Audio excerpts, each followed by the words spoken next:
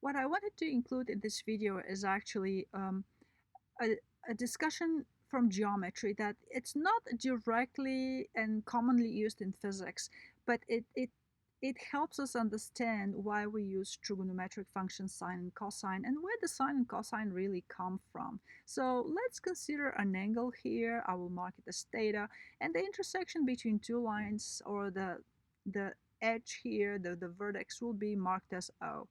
Let's imagine we have some arbitrary line, and again the intersection points here, I will call them P and Q, and they actually create a triangle, or they effectively section off a triangle O, P, and Q.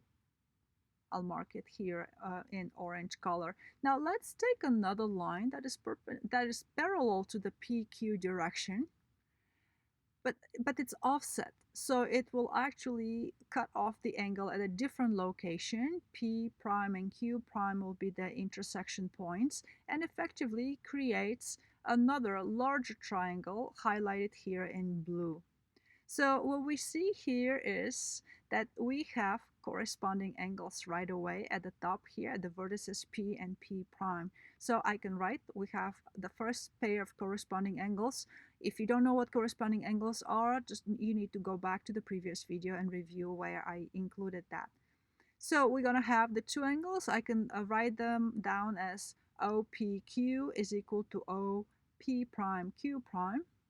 Or I can also mark them as alpha, and here let me mark those angles alpha on the diagram. We also have another pair of corresponding angles at the Q and Q prime location. I can write them down as the angles OQP and angles OQ prime P prime, and they have to be equal to each other, so I can mark them as beta. Now, the two triangles, the orange and the blue triangles, are similar. And you can see why. Each of them have the angles are equal to the angles of the other one. So when two triangles have the same angles, we know from geometry that they're similar. Or in other words, one of them is just like a blown up version of the smaller one. So we write that the triangle OPQ is similar to the triangle OP prime Q prime. Also from geometry, when we have similar triangles, we know that we can actually set up proportionalities. Those are the ratios between the sides. Now we have to be careful to work with the corresponding sides. For instance, if we start with the side OP in the little orange triangle, then in the denominator I have to work with the corresponding side, which will be OP prime. How do I know which sides are corresponding? Usually the best way is just to look for the angles. In the orange triangle, OP is facing the beta angle, and so I need to find the side in the blue triangle, that faces the same beta angle, which will be OP prime. The next ratio is for the sides that actually face the angle theta, so we're going to have PQ over P prime Q prime. And the last ratio is for the sides that face the angle alpha in both triangles, so we're going to have OQ and OQ prime.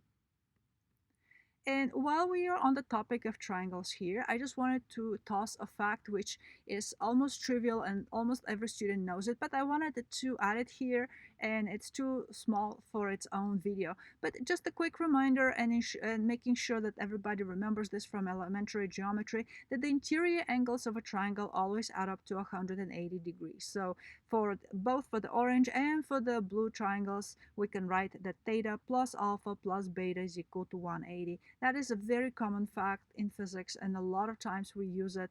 And on that note, just out of curiosity, if you're interested, I decided to put the fact that we have rules for quadrilaterals, actually for pentagons and hexagons, but you can search on the internet. I just included here the sum of the internal angles of a quadrilateral will always be equal to 360 degrees.